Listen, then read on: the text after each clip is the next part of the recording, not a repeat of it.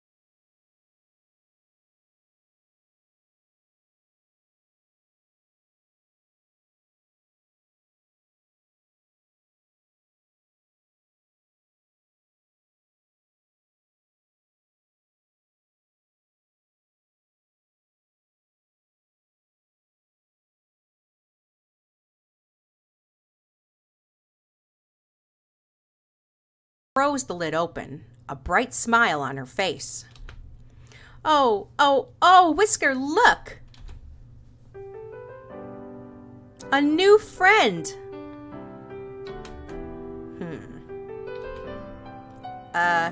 Is he dead?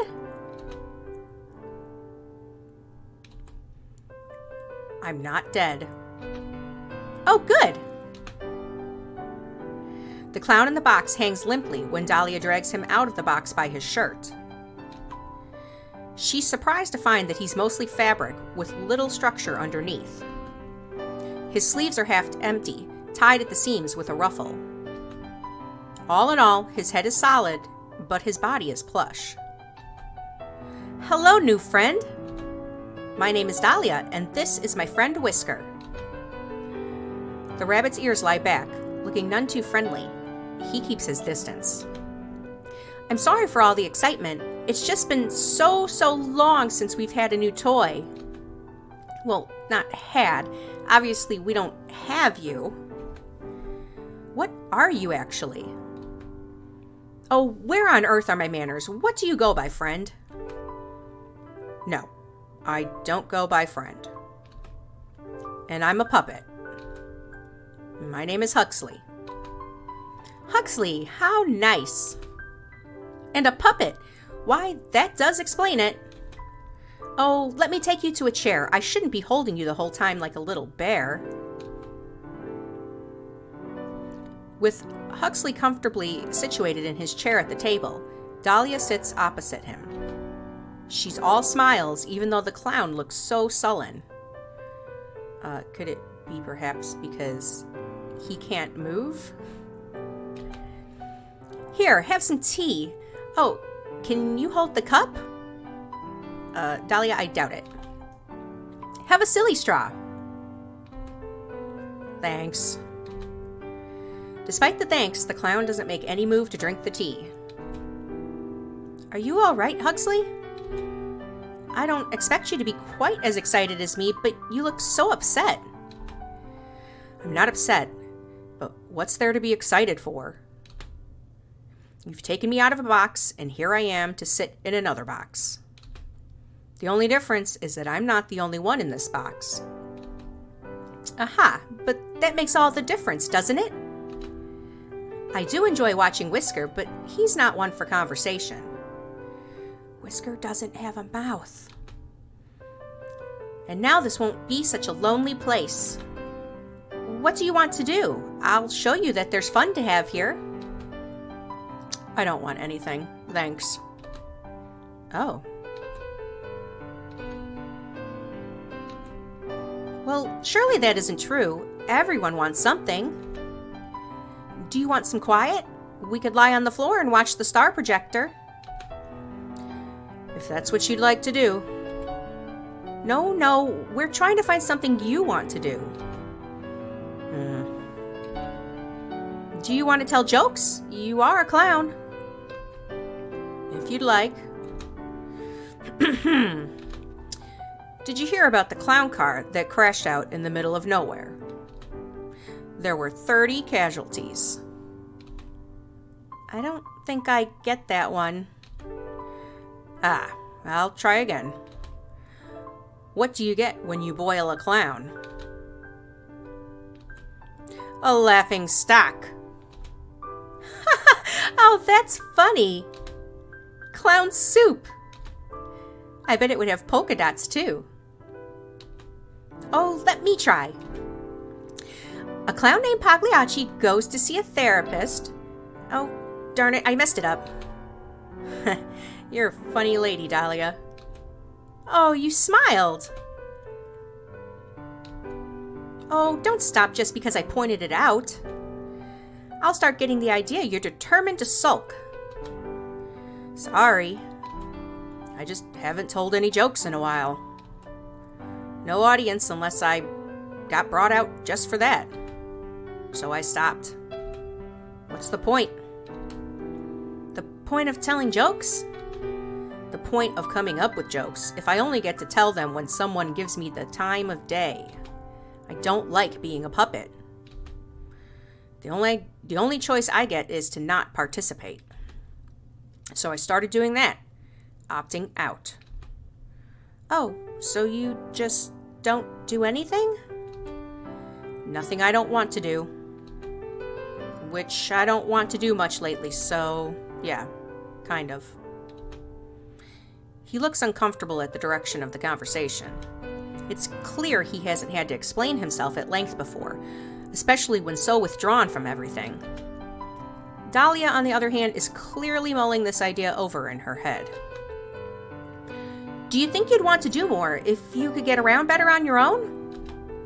Since then you could go where you like and not have to wait for someone to bring you there. That would make things easier for me. No offense, but I don't think I want you stitching anything onto me if that's what you're thinking. Yeah, Dahlia. Huh? Why? Are you just assuming I'd be bad at it? I choose to keep my answer to myself. That wasn't what I was thinking about anyway. Wait here for just a moment. I'll try not to go anywhere. Dahlia leaves the kitchen, hurrying off back to the foyer. She stands near the box Huxley arrived in and looks up, her gaze aimless, as though she isn't quite sure of where to look. Hello up there. I imagine you're still watching, yes? Thank you for sending me a new friend. I know I've asked for one a lot, but I'm afraid I need to ask for something else. I'm sorry for asking so soon after receiving this gift, but it isn't for me, so I hope that might make up for it. So, do you think perhaps you could give me something to help Huxley move? Perhaps wheels? Or a wooden skeleton? Alright, well, we're gonna help. You suppose there couldn't be any harm in it. If the puppet is really so broken that it can't even keep her company, it doesn't do much good, does it? It will have to be a modification so simple that even the toys can figure it out, though. You have an idea. Surely with only a single item to work with, she'll understand what needs to be done. You place your gift in the box Huxley had arrived in. Dahlia looks on in surprise as she sees a large spring in the box. Oh, yes, this is perfect. Thank you so much. She eagerly plucks her prize from the container, needing both hands to carry it. It's as long as her legs at the very least. Seeing as it's a bit unwieldy, perhaps it isn't the best idea to bring it near the tea set. She ends up leaving it behind and fetching Huxley instead. It takes the pair a few minutes to figure out the logistics of the attachment, but in the end it is sewn securely to the opening of Huxley's body. He takes a moment to get used to balancing on the spring. Yikes. Ah, this certainly is different. I think I'm getting the hang of it, though. The stairs will take some practice. That's what the railing is for, at least until you get better at jumping. Perhaps soon you'll be able to leap from the landing to the upper doorway in one go. She laughs at the idea, but he seems to be very seriously considering it. I mean, why not? Perhaps so. Everything else is upstairs, right? What about the back room? More stairs, unfortunately. That's the doorway to the attic. And what's up there? More stairs? The ceiling, silly. And some old odds and ends. Some things just don't really have a place in the house. But they still have to go somewhere.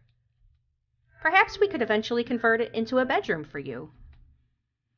Your cruelty knows no bounds, Lady Dahlia. Making a man able to jump, then putting him in a room with a low ceiling. Ah, I didn't mean... I know, I'm only teasing you. For someone who kept wanting me to lighten up, you sure aren't good at recognizing a joke. Oh, don't tease me. But I'm happy to see you're in much better spirits. I am.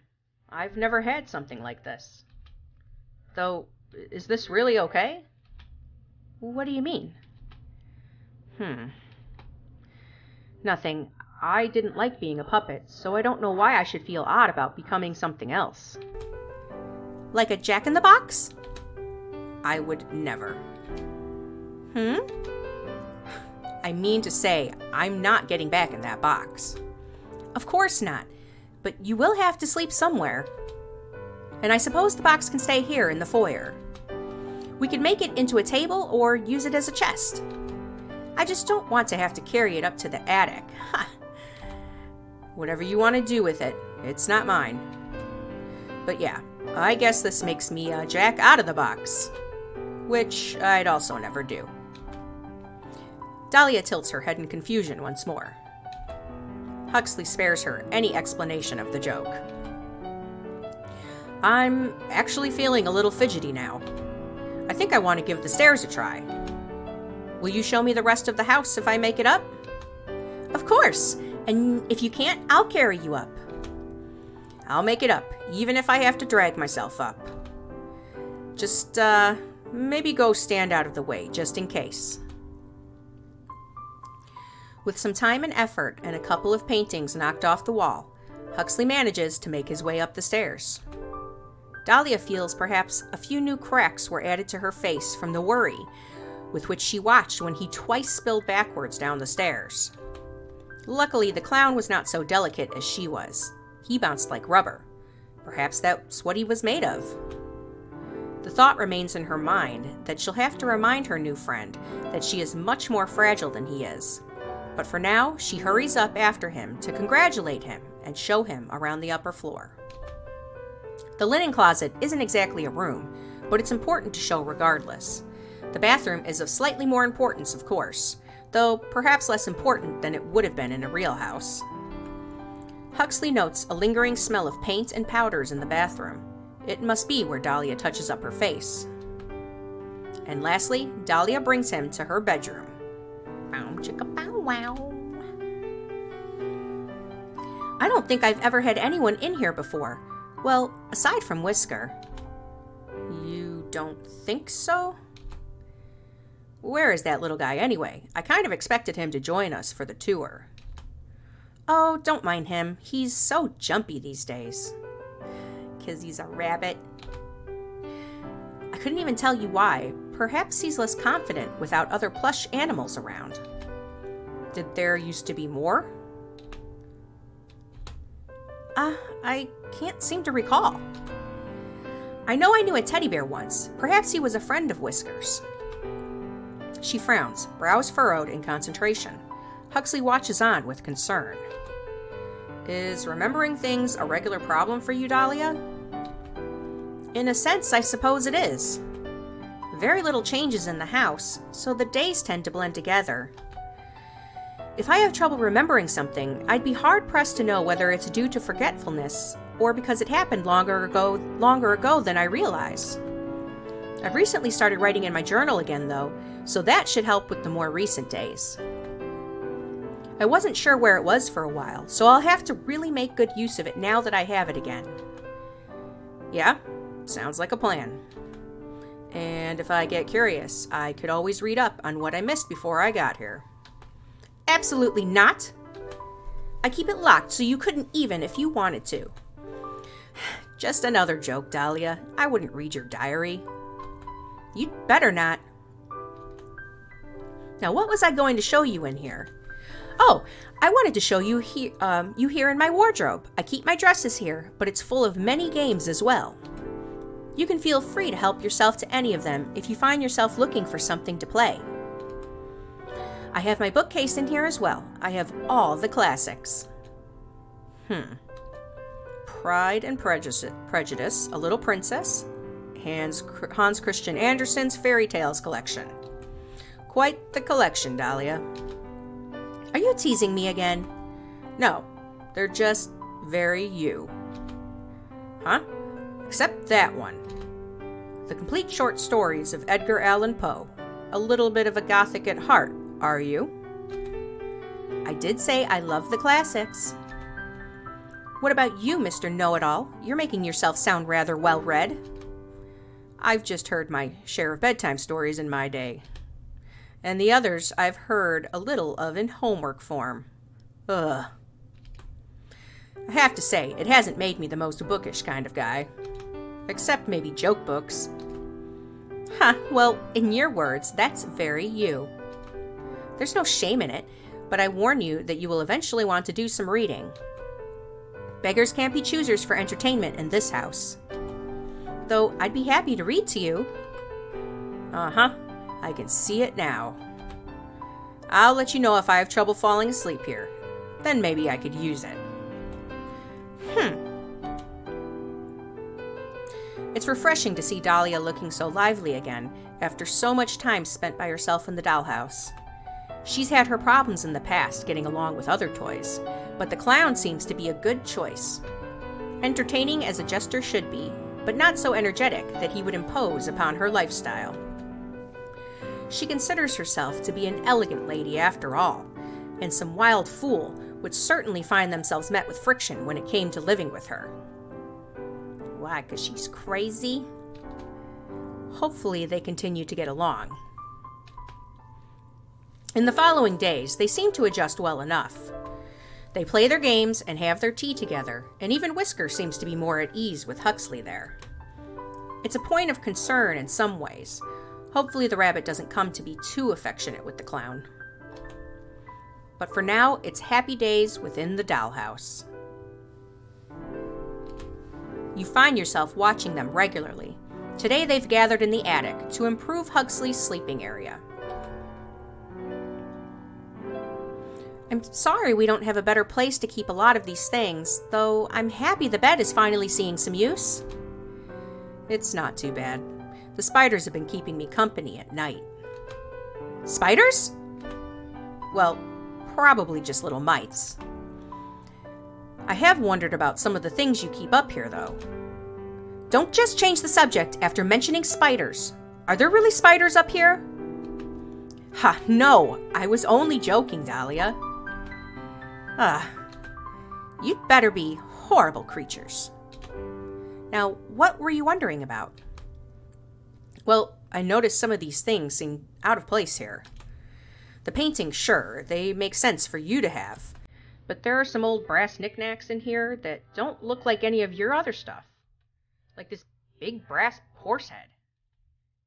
It's a knight. But you are right, it doesn't look familiar. And there's some old clothing up here. Oh? I really haven't cleaned up here in some time, but I didn't think there was anything but spare decor items. What sort of clothing is it? Well, I found some bow ties, like the formal kind, not like my ribbon. And no offense to our dearest Lady Dahlia, but they wouldn't really suit you. Do they belong to Whisker?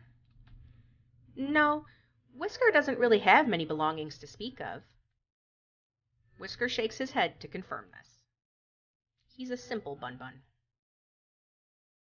He only has the little bed in my room and a few little toys of his own, though half the time he seems to prefer playing with a balled-up paper more than the things I make for him.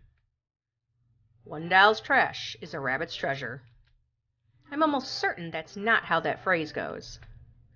Well, in any case, they seem like men's clothes to me. Though I did see some old hairbrushes and things as well. Not ones that matched your sets, though. Do you think some of this was left from whoever lived in the house before you? I suppose that's possible, though it seems stranger to me that the owner wouldn't remove such things before placing me here. Maybe the owner hoped for a more masculine doll. I'm sure I'm exactly what they were hoping for. They've had me this long after all. Well, the owner doesn't seem to be interested in doing much to your home regardless, so maybe they didn't bother with this. Or they're using your storage for their extra things. Oh, I hadn't considered that. And they get quiet at times, but that doesn't mean they lack interest. They love me. And I love them too. You two should get a room then. Or I guess a house. Oh, hush. There's no need to be jealous, Huxley. I'm sure that they love you too. You wouldn't be living here if they didn't find something appealing about you. It must have been my sparkling personality then. Perhaps it was. Right. Well, I don't have any doubts that they're just tossing me in here for your sake, if they really love you so much. How do you mean? Well, you have told me a few times just how lonely it is here without someone to have conversations with. And here I am. Well, I'm happy you're here, but I doubt it's just for me. It's all the same to me. So long as they leave me be, I'm just fine. Oh, that's just silly, Huxley. I know you'd enjoy their attention if you got it. Doubt it. Such a sourpuss. I suppose we'll find out the next time they do decide to check in on us regardless. I'll be holding my breath until then. The conversation comes to a stop as the pair go back to cleaning, but it leaves you with some thinking to do. It has been a little time since you initially purchased the clown, so you've had a little time to get to know more about him. More so than you could have known taking him off the shelf. At this point,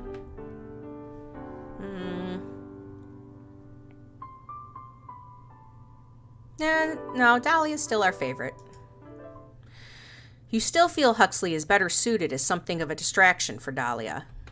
Flawed little thing that she is, you wouldn't have kept her for this long if you didn't have some attachment to her. Especially with how poorly she gets along with other toys. She's quite lucky that even though she's so much trouble, you have quite the sentimental view of her. Hopefully the clown learns his place with time and stops bringing down the mood for her. If not, you could always make some adjustments. Yikes, we're like playing God here. But nothing can last forever. It's clear enough the honeymoon phase is coming to an end by the argument you find already in progress when you check on the house today. Huxley, you've picked out our game 3 times in a row. We're going to play what I want to today. You literally offered to let me choose. You can't say you don't care what we play and then take it back because you didn't like what I picked. I didn't know you were going to pick the worst one when I said that. The worst one? You seemed fine with it the other day. But fine, let's play this one instead. You like Parlor Detective, don't you? Are you serious? I'm just more in the mood for a word game. So you had a specific game in mind. I didn't realize which one I wanted until now. It's not as though I planned to argue with you. Could have fooled me. You're so sour, Huxley. I'll get the game set up while you're over there sulking. You'll feel better once we start playing. Hey, Whisker, what do you make of this? The rabbit looks up from his place on the little pet bed on the floor. He seems uneasy at being addressed in the middle of their tiff. Whisker doesn't even talk, Huxley. I know you're playing some joke. Whisker, do you think Dahlia already started the game without me? I'm still setting it up. Don't bring Whisker into this. Because I'm starting to think we're playing charades, or ESP tester, or maybe just mind games. I don't think expecting you to take me at my word requires you to be psychic. The only funny thing about this is how silly you're acting over some board games. Yeah, well, maybe I'm not in the mood for your kind of game. So you're pitching a fit over not getting your way? Ha, that's rich. No, if you just said what you wanted from the beginning, I wouldn't care. Honestly, if you wanted to watch paint dry and you were serious about it, that'd be fine with me. But I'd rather drink paint than get jerked around. Then enjoy the taste of your new colors. I'm not in the mood to play anymore. Ooh. Dahlia shoves the little letter tabs and the game board back into the box she had been removing them from. Even Huxley looks a bit surprised at this reaction, but primarily, he looks irritated. It's odd to see him so worked up. Though he has been more lively since Dahlia helped him get back on his feet, it's rare to see him feel so strongly about anything. The general state of ennui he carries himself with leaves little room for such emotional outbursts. Not beyond a sarcastic remark, anyway. So seeing him like this, it's a little worrisome. Once the game is put away, Dahlia moves to push him along toward the door, meeting resistance when she does. What are you doing? We're not going to be playing anything now, so I want some time to myself. Get out of my room. How mature of you, Miss Dahlia. Really befitting a lady of your caliber. Out!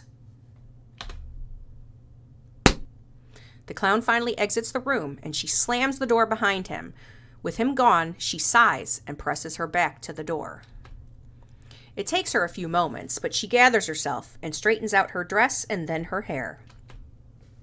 When she looks around and sees Whisker is no longer in the room either, she sits down on her bed and takes up her diary and pen from her dresser. I swear, I can't count on anyone to just be civil. She begins to write. You decide to leave her to her personal writing. The next morning, you decide to check in on the dollhouse to make sure things have cooled off from the day before. Dahlia is waiting in the kitchen, presumably for the other toys. She seems to be lost in thought. The distant look leaves her face when Huxley enters the room. You can tell by his expression he's wary of what she might say to him. Presumably, they haven't spoke since their fight. It's probably good that you're here to watch them, just in case. Good morning, Dahlia. His tone is flat, cautious perhaps. Good morning, Huxley. Dahlia's greeting is chipper, her tone sing-song as though she doesn't even recall the fight before. The clown is caught off guard for a moment by this, but regains his composure. I was just waiting to make breakfast. I assume Whisker won't be joining us, but that's all right. I'll leave out some leftovers for him. What will we be having today? You're leaving it to me to choose?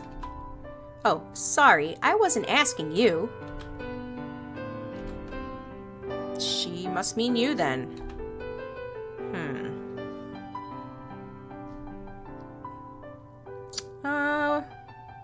Why don't you all have some crepes? That sounds good.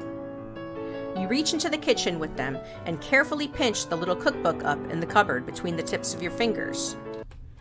Huxley's eyes look wide, and you can see him tense his jaw as soon as your hand enters the dollhouse. His whole body is wound tight as though in preparation to flee the room. Dahlia, on the other hand, smiles as her dark eyes watch you take the book from the room. You grab one of your tools to help with moving the pages, a thin pair of tweezers you usually use for toy repairs. You'd just tear the pages out if you tried to handle them yourself. You carefully select the recipe, then hold the book in the tweezers to keep it open as you return it to the room. Dahlia reaches up to accept the book out of the tool's grip. The puppet shows a sliver of teeth between his lips but doesn't speak. You take your hand back out as soon as the item is passed off. You aren't sure what he's thinking, but you can tell he is very upset by your intrusion upon the toys' space. Oh, it has been a long time since I've made crepes. I have some wonderfully juicy strawberries in the fridge as well. They'll be perfect for this. Huxley, do you prefer yours with chocolate sauce or just whipped cream? I think Huxley's traumatized. I'll have it however you're having yours. How can you tell when they're here anyway? You ask so readily. Oh, I ask every day. You usually sleep in, though, Mr. Lazybones. Lazy no bones? Yeah, well, I was having trouble sleeping, so I'm up early. Oh, let's have some chamomile tea before bed tonight, then. I'm sure you'll sleep well then. Yeah. We'll worry about that tonight, though. For now, I have crepes to make. You're going to love them, I promise. But since they are rather troublesome to make, I'd like you to help as well. Of course, I can't cook, though. I'll be doing all the cooking. I just want you to slice the strawberries for me. Dahlia, did you not notice that he has no hands? And do be careful with the knife. You watch as Dahlia starts to prepare her whipped cream and crepe batter.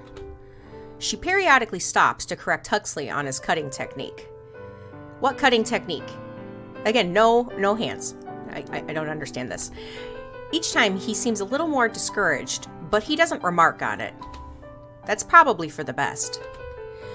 You watch until Dahlia starts putting together the crepes, lovingly rolled into little cone shapes and filled with cream and fruit. At some point, she recut some of Huxley's strawberry slices into hearts to top them with. Things seemed peaceful again, so you leave them to their culinary work.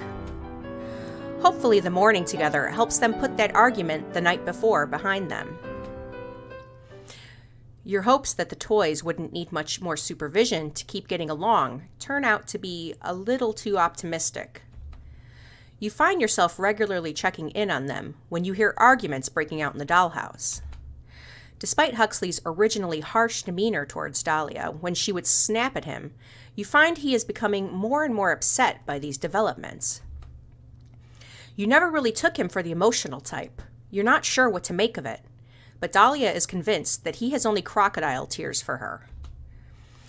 Even if so, you find yourself worried about the state of the dollhouse if they continue to bicker this way. You only brought Huxley in as a way to keep her entertained and to provide her some company that would actually talk to her, but you're starting to wonder if that was the right decision. The mood in the house has become unhospitable, and you sometimes find yourself considering separating the two by adding an extra wall to divide the dollhouse. But that would hardly be a practical solution. Like every other day, you find yourself checking on the dollhouse when it becomes too quiet. You need to see what the two inside are up to. You see Dahlia is currently having some tea in the kitchen by herself. She seems fairly content, but you did hear another fight earlier. You check the attic for Huxley next, expecting to find him moping by himself after another rough day. But he's not there. What is he doing in there? You watch in silence. Whisker rests on the pet bed in the room, and his head turns to look at the clown as he crosses the room. Huxley brings an arm up to his own face and mimes a shushing noise. A little difficult to do without fingers, but the rabbit seems to understand. He lays his head back down and Huxley continues across the room. He lingers at the bookshelf, bending down to examine the spine of each entry there. He checks the board games as well. Not finding what he's looking for, he heads to the dresser next. His eyes wander over the basket of flowers and the clutter of small desk items Dahlia keeps there. A little notepad with a list of chores and repairs to be made sits on top. He leafs through this but drops it back in place once he sees how mundane its contents are. His lips tightened in discomfort. He slowly opens the first drawer of the dresser. He shuts it much more quickly than he opened it. At least you can be sure he wasn't looking for the contents of that one. He opens the next one and this time reaches inside. Dahlia's diary. He closes the drawer and leaves the room, heading right back up to the attic with his findings. Whisker gives a worried frown from his position on the pet bed. This is a bad idea. The lock on the diary is a minor obstacle. He simply uses a small knife from the kitchen to cut it as close to where it attaches to the book as possible. It can just be glued back into place. Huxley opens the book and sets it out on one of the dusty boxes so that he can more easily read it and turn the pages. His touch is careful, aware of how suspicious it would be for any of the diary's pages to be ripped. Though he notices right away some of the older ones are missing. You originally had taken those out for Dahlia, but now you're glad you did for an entirely different reason. You never thought about other toys snooping. Dear Diary, I can't seem to find my old journal, so we'll be starting fresh. But it is a lovely day for such fresh starts. Rose finished another painting today for the foyer. The results are beautiful. She is such a talent with paint. I wish that I could make anything half as lovely. I can at least say I provide something in return, since I'm working on a new dress for her. I do hope that she likes it. Dear Diary, I've asked for some flowers to put up some arrangements around the house. Since Rose paints so many flowers, I'm sure she would like some for her still lifes as well. I'm not sure why I'm bothering, though, with how difficult she's been lately. It seems like she disagrees with me just for the sake of it, even on the littlest thing. I'm not going to say anything to her about it, but I wish that she would stop regardless. Dear Diary, honestly, I think she's jealous of me. It's the only thing I can think of. Rose used to be so sweet, but now it's like walking on glass to be around her. Or is it eggshells? Either way, she needs to stop picking fights with me. Our owner is only excited by her because she's something new enough to still be a novelty. If she thinks that means she's better than me, her wooden head is as empty as it sounds when the wind blows through the house. Whoo. A crude drawing of a doll's head with wind blowing in one ear and out the other adorns the next page. A couple after that are removed. Dear Diary, I'm terribly lonely here. I think the owner sent Rose away due to my complaints. I haven't seen her in days, and they won't answer me as to her whereabouts. Or has it been weeks? I'm not sure anymore. I suppose it can't have been days since I'm having difficulty remembering exactly when we last spoke, even picturing her face. I wish she had left behind some self-portraits. I miss her dearly. Huxley frowns and skips ahead past many pages of mundane daily goings-on around the empty house. They range from cheerfully recountings of craft projects to desperate letters to no one expounding on her loneliness. Dear Diary, a new home with new faces. I was able to bring a few things with me, but it feels quite frightening all the same. Luckily, Lucille has been a very gracious host. She shares everything with me and with an eagerness that tells me she has been as lonely as I have in these past years. Though I don't enjoy sleeping in the attic. It's rather eerie up here. I feel terribly out of place. Maybe if I wish hard enough, I'll return to the home I know.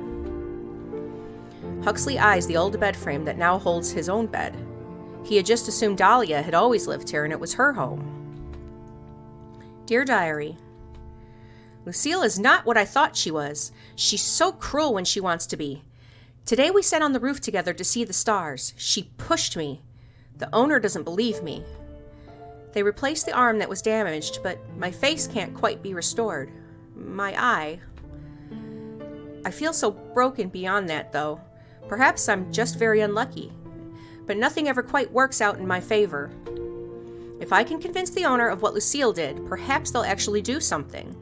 But until then, I think I'll just be avoiding her, lest I say something that would further prevent any sort of peaceful resolution. Dear Diary, she deserved it. They wouldn't have done that if she didn't. The puppet stares at the pages, chewing his lip and looking deep in thought. He leaps through the next quiet stage of Dahlia's life until he finds another name. Dear Diary, after so long, the owner has gifted me new friends. Theodore and Whisker are a delightful little pair. I would never say so to them, but I'm a little disappointed that the owner didn't think to bring me a doll like myself. But Theodore is still a kindly gentleman, even if he is rather fuzzy. And Whisker knows so many tricks, such an agile little thing. I'm sure we're going to get along grandly. This section seems to be missing the most pages. There are areas where even Dahlia writes about her frustration with her diary being tampered with, and how often she finds herself confused about past events the other toys discuss with her. Eventually, Huxley finds in the newer pages that Theodore's name simply isn't mentioned again, not even in a memoir fashion, as when Dahlia lamented the loss of her initial friend. Huxley finds the more recent entries as he seeks the point where he initially arrived. Dear Diary, finally, a friend. A new friend who might be as sad as me, but at least he speaks. At least it's not only me now. At least I can look at his face and recognize him. I had started to think perhaps the owner hated me. They placate me with gifts, but they never let me out anymore. And I know they have other toys. I can see them from the window working on their projects. Only just barely. I don't always understand what I'm seeing, but I know that's what they're working with. Unknowable things, but knowable faces.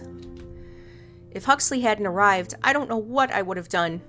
I was at my wit's end, but finally things are normal again. Dear Diary, Huxley is a curious fellow. I rather appreciate the humor he brings to the house, even if I wish Whisker wouldn't look at him quite so interestedly. Whisker ignores me when he can. but I'm happy to share my books and my time with Huxley. I don't know if he understands our situation quite the same way that I do, but he likely already knows that there won't be more toys added to this home after him. Unless one of us were to be replaced, of course, but I wouldn't let that happen. Wouldn't let either of us be replaced, or wouldn't let herself be replaced. The rest of this is just about things we've done together, though she does kind of talk about me like she thinks I'm stupid or something. Huxley frowns and finally closes the diary. This was a waste of time. And now I have to fix the strap too. I remember seeing some glue in Dahlia's scrapbooking supplies. I'll just use that. He leaves the attic to return the book to its original hiding place in the bedroom. Dahlia is already there. Why are you acting like that, Whisker? You funny little bunny. You've never tried to play with my things before. Now give my hairbrush back. Come on. Huh?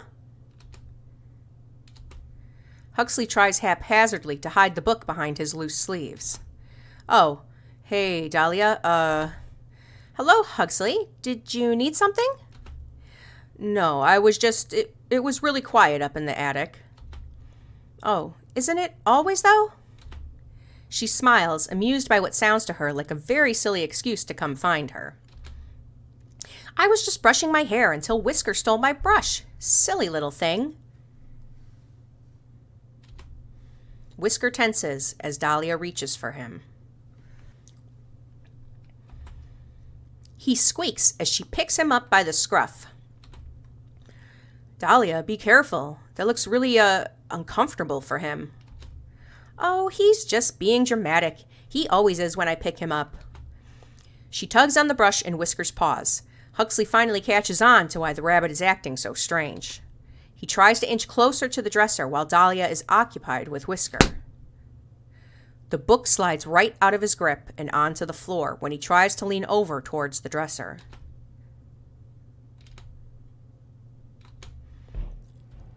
Dahlia drops Whisker, her eyes trailing right down to where her diary lies on the floor. She looks stunned, but only for a moment. What are you doing? Dahlia, that's my private writing. What's wrong with you? Coming into my room and stealing things? You horrible creature. I had a reason, okay? I'm sorry. I shouldn't have done it.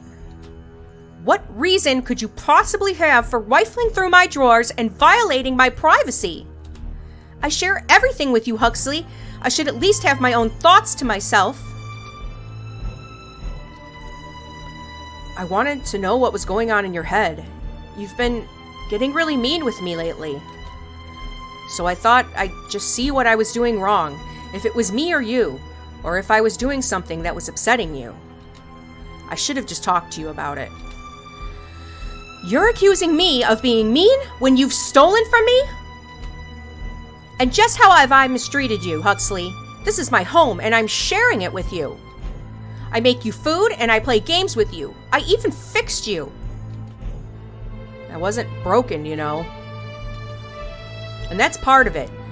You do things for me, but then you act like I owe you. Like you're counting how many favors you've given me to turn in later. Plus, you get so angry about everything if it doesn't go your way. I don't want to feel like I have to watch every little thing I say or you'll get upset. You have an awful attitude, Huxley. What am I supposed to say? Being upset by your rude behavior isn't unreasonable. Disagreeing with you isn't rude. So, stealing, not rude either? I already apologized. And if the things I do for you make you feel so awful, then I don't think I should do anything for you anymore. You ingrate! You're being ridiculous about this. Coming from a clown!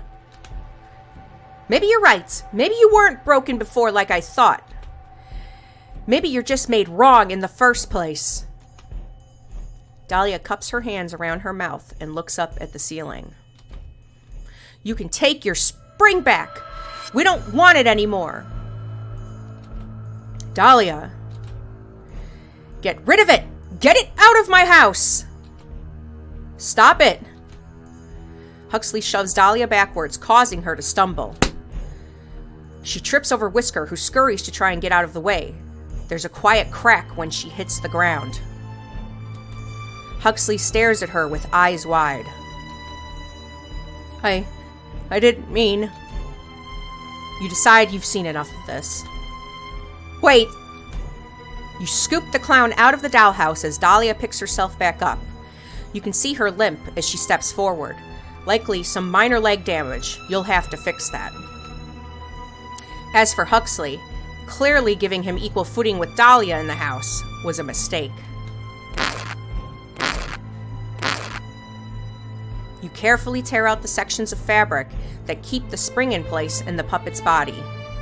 Once it's done, you set the metal piece aside. It's what she asked for, after all, and in this case, you're inclined to agree with her. You gently place Huxley back into the dollhouse. His breathing is heavy and his body trembles as he lies on the floor, unwilling to get back up just yet. He's so sensitive about any sort of contact with you. Pitiful, really. Dahlia brushes off her dress and frowns down at him on the ground. He looks back at her with glossy eyes. Dahlia. Huxley's expression betrays the level of hurt he's feeling, even beyond the physical change. This is clearly an incredibly deep betrayal in his eyes. What? You got by without it before. But since you think my input doesn't matter anymore, there's no reason to keep using the thing I decided to give you, right? You'll figure something out all by yourself. Unless you decide to take back what you said. And plead with me for forgiveness. Huxley's expression darkens, and he goes quiet. The silence hangs thickly in the air, stifling the mood in the room. Whisker looks uneasy, despite the look not being directed at him. He's quick to leave the room. Well? Dahlia, if you really think you're right about this, your face isn't the only thing that's cracked. The doll's eyes widen, and she shoots the clown an incredulous, infuriated look. Is that so? I guess I'll be taking the attic back as well. You came with the room anyway, didn't you? You can sleep in that box. How about you give me your bed instead, since you'll have to sleep in mine if you want to keep me out of it. You're so ridiculous. I thought we were friends, but your jealousy clearly is too much for you to overcome. It's such a pity. Why couldn't you just play nice, Huxley? I was playing nice. That was my mistake. Just watch yourself if you're thinking about getting mean with me, Harlequin. You know our other friend would be quick to punish you if you raised a hand to me. Huxley's eyes search the room, passing over the ceiling, the windows. He knows you're watching, which he should. You don't want him getting any ideas, considering you already had to confiscate the spring. And just like that, he seems to lose all energy. You're right. It's pointless. So why don't you just go crawl into your box? Huxley says nothing as he leaves the room, having to pull himself along on the floor. When he reaches the stairs, Whisker at least helps him along, once he's sure Dahlia can't see. Dahlia, on the other hand, is looking pleased with herself, despite the edge of sourness still affecting her mood. Honestly, can you believe the nerve of him? I do so much for him, and he decides to treat me like this in my own home. Clearly he forgot whose house this is. I shouldn't have expected much sense from a clown anyway. Thank you for looking out for me. I knew you would. We've been through so much together. I love you, my dear. When you check on Huxley, he really has returned to his box, curled up inside, much like when you first put him in the house. You imagine that he'll get over his mood with enough time. Hopefully he comes back out with a new attitude as well. You expected a little better when you chose him, honestly. In any case, you're glad that that little problem has been taken care of.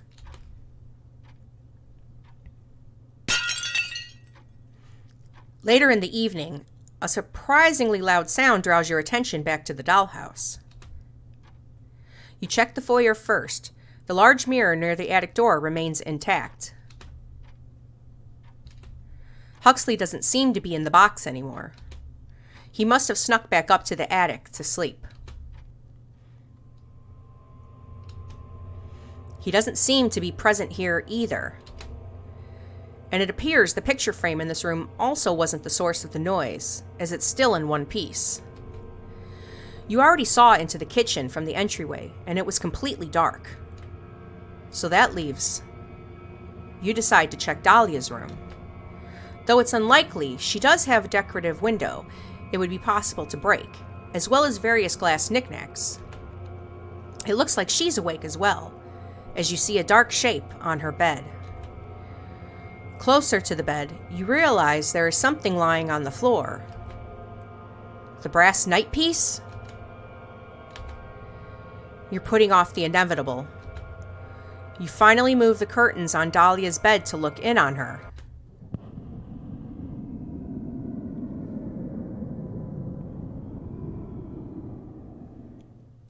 Ah, you're already here.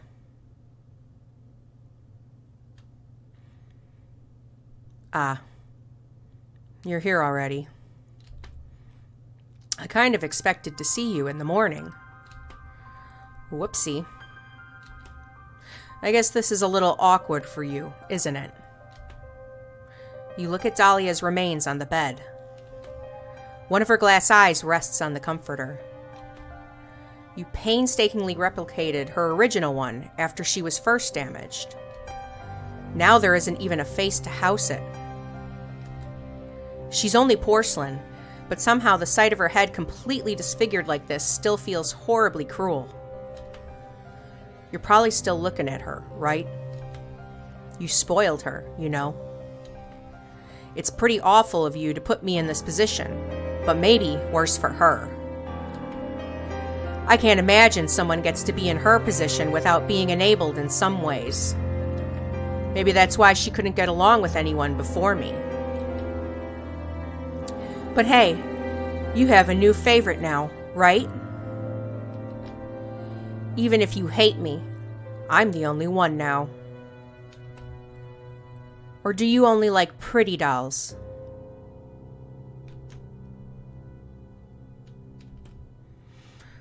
Oh, I didn't do anything to Whisker. I haven't seen him since I got the chess piece from the attic.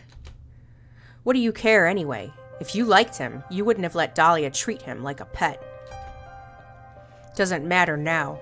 I hope he got out. You're probably going to break me now anyway, right? Better he doesn't have to see that. Or see her.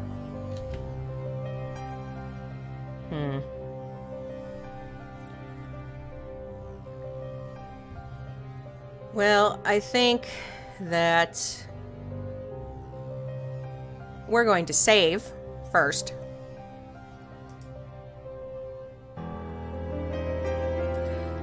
Let's go ahead and let's keep him. It is well and truly tempting to pick the puppet up and pop his little sculpted head right off his shoulders. But what would be the point of that? You'd have nothing left. Just an empty dollhouse. You're not sure how you managed to lose control of the situation so quickly. You were only away for a little while. You shouldn't have to watch the house for every second of every day and night to avoid these kinds of disasters. You could never stop it when it happened with Dahlia. Of course, you couldn't stop it when it happened to her either. In the end, maybe it is on you for not maintaining a better balance in the household. You can't be sure. You leave the dollhouse alone for now. You may come back to check on Huxley and start the arduous task of attempting to build a connection with him. It shouldn't be impossible, even if he is the difficult type. Dahlia was the difficult type, too. It took a lot of work to get her to do as you wanted and involved a lot of compromising. Maybe too much compromising. If you hope to ever introduce new toys to the dollhouse again, you'll have to hope you've learned from your mistakes with her. The clown caught you off guard this time, but you'll soon be in control once more. Ending 1B, your new favorite. Interesting. Yeah, I don't know how we think that we'll be able to control any of these dolls. I mean, they're their own little entities. Let's go ahead and load back this again. I want to see what happens if we break Huxley.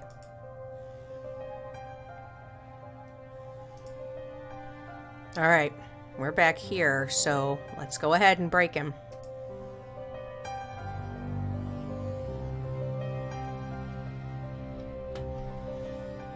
You're sure it's what he wants anyway. You easily take the puppet out of the dollhouse and tear him in half in your hands. His fabric body shreds with minimal effort.